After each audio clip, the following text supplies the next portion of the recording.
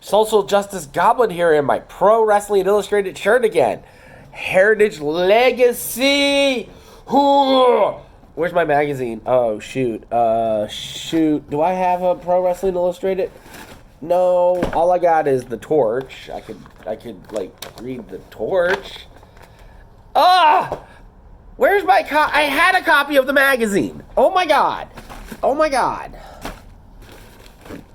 Are you kidding me? I got a copy. Here's my copy. Here's my copy. All right.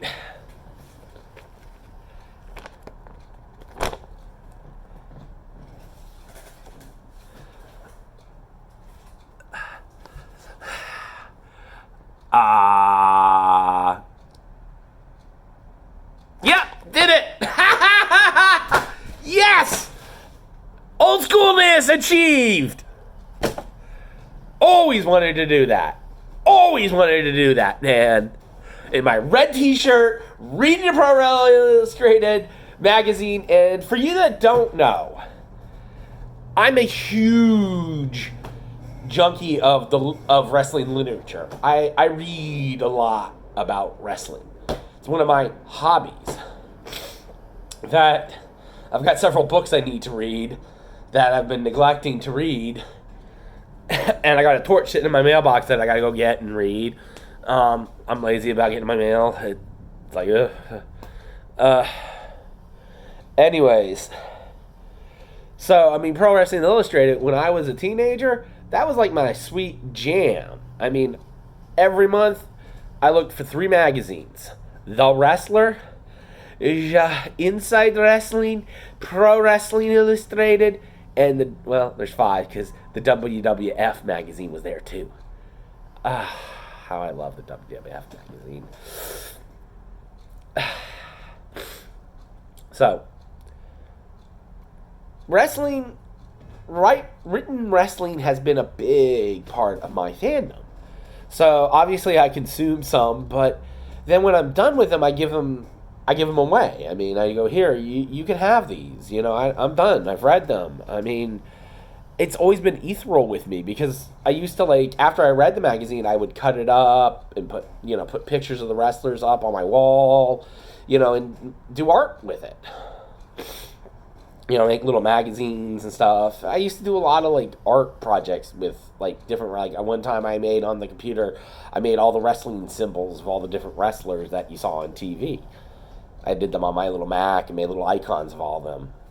Silly stuff that you do when you're a teenager, And, you're downstairs and you're on the computer and, you're programming and, and you just do silly stuff. And Pro Wrestling Illustrated has played the thing. I remember getting a Pro Wrestling Illustrated award was a big deal. Now, I mean, they like them. But making Wrestler of the Year, that's a big deal still. But as a magazine, it feels forgotten. And I don't like that. Because I still read Pro Wrestling Illustrated. The second I get back in fandom, you'll find Pro Wrestling Illustrated on my coffee table. But now I read it on my Kindle. They made it Kindleized. For a while, it was terrible reading on the Kindle. But now I don't get the magazines. I just get the PDF and read the PDF. I mean, it's cheap. If I want to, I can't share it, which is kind of a shame because I like sharing the magazines. But, so, I mean, and I guess what I'm trying to say is, as I make this video, is, literature and wrestling have a rich tradition. And, you should dig into some of that. I mean, yes, the Abner magazines, all the 3 I named, were marked magazines and treated wrestling like it was real. But, you know what? It drew you into the world even deeper. Because here it was, in written form. Just saying. I even read Pro Wrestling Illustrated when I knew, after in adulthood, too. Because, you know what?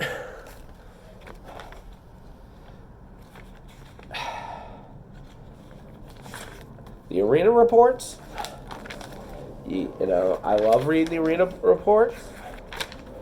And you wouldn't believe the stuff they would say in the magazines. They would talk about all the angles, so you could follow the angles. And, you know, as I bore you with me looking at a magazine, Independent Roundup, Arena Reports. There we go. It had all the rankings. This is gold. Because I followed the rankings, who's the number one contender? Oh, Braun Strowman is the number one contender. And then, you know, oh, yeah. And then you have, since Shinsuke Nakamura is not even there. Mojo Rawley's in there. Connor. I mean, you know, this is obviously an older magazine. But, I mean, you can see who the wrestlers are. You can follow their stories. You know, that was the other thing. Living in Europe and only having WWF Superstars as your only choice to follow wrestling, you had to read about it. I remember one guy said, "Have you ever seen this stuff, yet you're a huge fan of it all?" And I'm like, yeah. He said, "This just makes no sense." And I'm like, you know what? When I see it, I'll know I love it. And I did. Anyways, here's an experimental promo I want to try. It's a little funny and silly. So, you know, I'm trying to do like a little goofiness into the act and see how that works out. So, Christy James, hey girl, how you doing? All right, Christy. I know you've been recently feuding over the hardcore title in ACW. I respect you. And I'm kind of afraid of you because that belt, to win that belt, you had to do some insane stuff and you took a beating. I mean, falling from that So I'm like, eek, Christy James? I gotta face Christy James? I'm like, that girl's tough. So I was like, okay, no problem. I'll get out of this fight, you know. And then I went to her website to I was looking at her merchandise, and that's when I got pissed off. Because she has these cool T-shirts on her little website that she sells on Big Cartel, and it's awesome. I get her pin, and that's another thing I'm mad about. She's advertising a pin that she says exists but doesn't exist, and then the shirt I want, the darn shirt I want, the Powder Puff Christy James shirt, which I want. So I'm now pissed off at you, Christy. I don't give a crap how strong and how tough you are. I'm just going to pound on you until you go down. Because you done pissed me off.